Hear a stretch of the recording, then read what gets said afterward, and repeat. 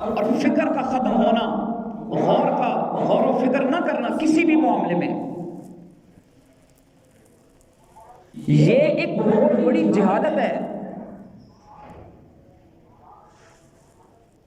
جس انسان کے اندر غور و فکر کی عادت نہیں ہے، جسے دھیان ہی نہیں نصیب، توجہ کی عادت ہی نہیں ہے کسی معاملے میں، اس کی زندگی بے ترتیب ہوگی، ہنگاموں میں الجھی ہوگی۔ دیکھیں شریعت کا بڑا واضح حکم ہے، اسلام نے مقام بدل جانے سے آپ کے قدموں کی ترتیب کو بدل دیا ہے۔ مسجد میں داخل ہونے کے لیے حکم الگ ہے، واش روم میں داخل ہونے کے لیے حکم الگ ہے۔ مسجد میں داخل ہونے کے لیے پہلے دایاں پاؤں اندر رکھنے کا حکم ہے، واش روم میں داخل ہونے کے لیے پہلے بایاں پاؤں اندر رکھنے کا حکم ہے، مسجد سے نکلتے ہوئے پہلے بایاں پاؤں باہر رکھنے کا حکم ہے، واش روم سے نکلتے ہوئے پہلے دایاں پاؤں باہر رکھنے کا حکم ہے۔ قدموں کی ترتیب بدل گئی۔ آپ نے زندگی کے 30 سال 40 سال بلوغت کے گزارے ہیں، آپ سوچئے کہ کیا آپ نے کبھی شریعت کے اس حکم پر عمل کرنے کا سوچا یا کیا؟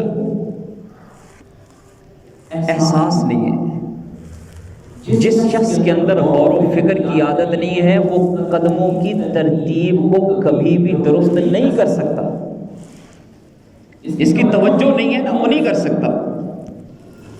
مسجد میں داخل ہوں تو 5 حکم متوجہ ہوتے ہیں۔ پہلا حکم کہ دایاں پاؤں اندر رکھیں، دوسرا حکم کہ بسم اللہ پڑھیں، تیسرا حکم درود پاک پڑھیں، چوتھا حکم دعا پڑھیں مسجد میں داخل ہونے کی، اور 5واں حکم ہے اعتکاف کی نیت کریں۔ 5 حکم مسجد میں داخل ہوتے ہوئے آپ پر لاگو ہوتے ہیں، سنتیں ہیں مسجد میں داخل ہونے کی، اور جب باہر نکلیں تو 4 حکم متوجہ ہیں۔ مسجد سے باہر نکلتے ہوئے بایاں پاؤں باہر نکالیں، مسجد سے باہر نکلتے ہوئے بسم اللہ پڑھیں، مسجد سے باہر نکلتے ہوئے درود پاک پڑھیں، مسجد سے باہر نکلتے ہوئے باہر نکلنے کی دعا پڑھیں۔ 4 سنتیں ہیں باہر نکلنے کی، 5 سنتیں ہیں داخل ہونے کی، لیکن قدموں کی ترتیب بدلی۔ واش روم میں جب داخل ہوئے تو شریعت نے کہا، دین نے کہا کہ اب آپ نے دایاں پاؤں پہلے داخل نہیں کرنا، باتھ روم میں جاتے ہوئے پہلے بایاں پاؤں اندر داخل کرنا ہے، پھر اس کے بعد دایاں پاؤں اندر داخل کرنا ہے، لیکن داخل ہونے سے پہلے دعا پڑھنے کا حکم ہے۔ واش روم میں داخل ہونے سے پہلے دعا پڑھنے کا حکم ہے، داخل ہونے کے بعد نہیں، اور حکم دیا کہ اب یہاں دعا پڑھو، باہر کھڑے ہو کے پڑھو۔ کیا دعا ہے؟ اللہم انی اعوذ بک من الخبث والخبائث، اے اللہ میں آپ کی پناہ میں آتا ہوں مذکر شیاطین سے بھی اور مؤنث شیاطین سے بھی۔ یا رسول اللہ میں تو واش روم میں داخل ہو رہا ہوں اور آپ مجھے شیاطین کی حفاظت سے اللہ کی پناہ میں آنے کی ترغیب نہیں، حکم دے رہے ہیں، دعا پڑھنے کا حکم دے رہے ہیں، شیطانوں سے پناہ مانگو، جنات سے پناہ مانگو۔ دیکھیں شریعت کے احکامات، نبی کریم صلی اللہ علیہ وسلم کی سنتوں کی حکمتیں پوچھنا یا حکمتوں کے پیچھے جانا یا حکمتیں تلاش کرنا، یہ ایمانی تناظر میں ہم سے تقاضا ہی نہیں ہے۔ ہم چھوٹے بچوں کو نہیں کہتے کہ بس تمہارا کام ہے اس بات کو یوں کرنا، یوں کیوں کہا جا رہا ہے تمہیں اس کی ابھی سمجھ نہیں آئے گی، بڑے ہوگے تو خود سمجھ آ جائے گی کہ اس حکم میں حکمت کیا تھی۔ آپ کی عقل کا یہ تقاضا ہے کہ بچہ آپ کے حکم کو نہیں سمجھ سکتا، اللہ کے نبی کا علم कामिल इल्म, मुझे क्या मालूम कि मैं अल्लाह के नबी की सुन्नत में हिकमत तलाश करूं या अल्लाह के हुक्म। मुझसे मेरे ईमान का तकाजा है कि जो हुक्म दिया बस उस पे अमल करो। लेकिन बज़ाहिर ये नजर आता है कि वॉशरूम जिन्नात और शयातीन की रिहाइश है, तो अल्लाह के नबी ने अपनी उम्मत पर रहम किया, शफकत के पेश नजर हुक्म दिया कि उन शयातीन और जिन्नात से हिफाजत के लिए अल्लाह की पनाह में आओ। और जब बाहर निकले तो उस वक्त भी एक दुआ पढ़ने का हुक्म है। क्या दुआ?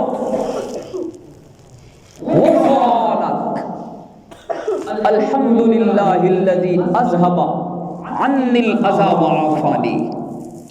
बड़ी अजीब दुआ है। काश कि आप कभी अहकाम शरीयत में गौर व फिक्र करते। गौर व फिक्र की आदत न होना, इससे जो हमारी इबादत महरूम हुई है ना, इबादत में यकसानियत ख़त्म हुई है। शरीयत की सबसे अहम तरीन इबादत नमाज हमारी सबसे ज़्यादा बेतवज्जही का शिकार रहती है।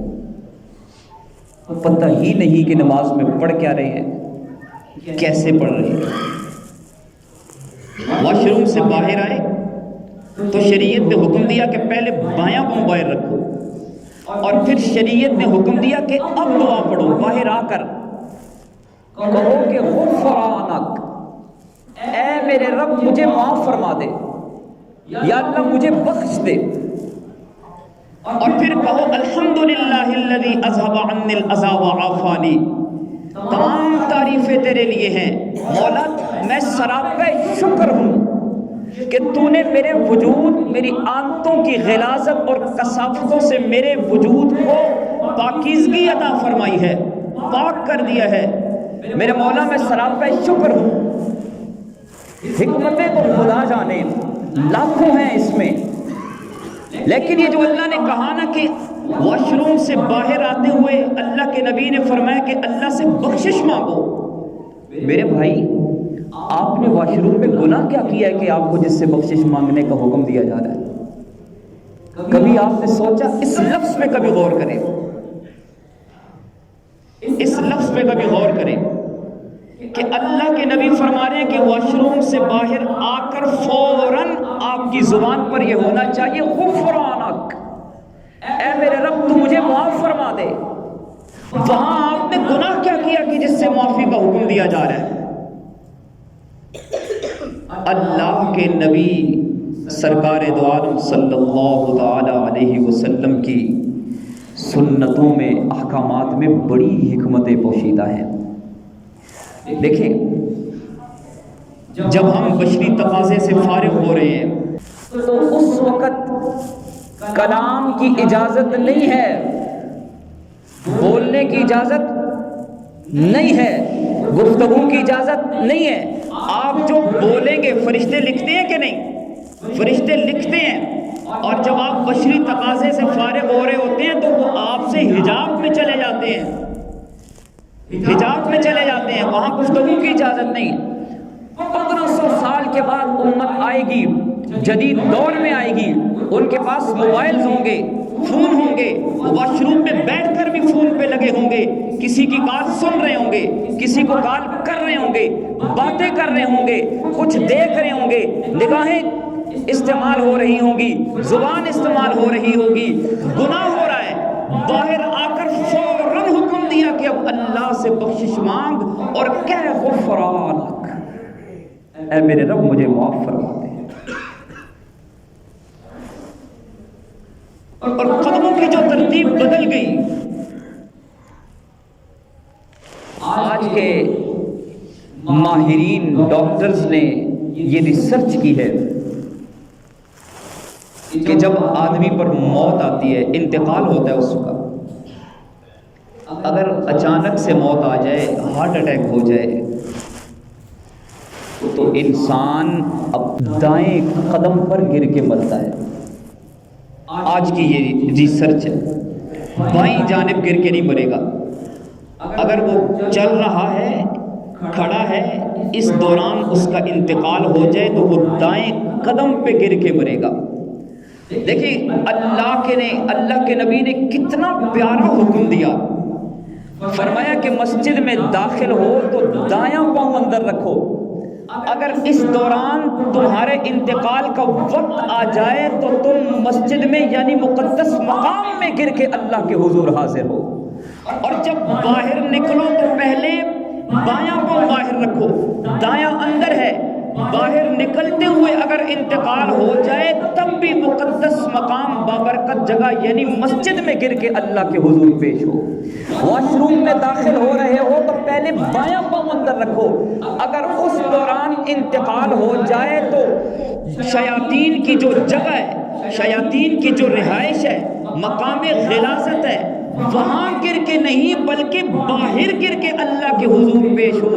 اور اگر واش روم سے باہر نکلتے ہوئے تمہارا انتقال ہو جائے، دایاں پاؤں باہر رکھنے کا حکم ہے، اس دوران اگر موت آ جائے تو واش روم سے باہر گر کے مرو گے، اندر نہیں۔ کتنی حکمتیں ہیں،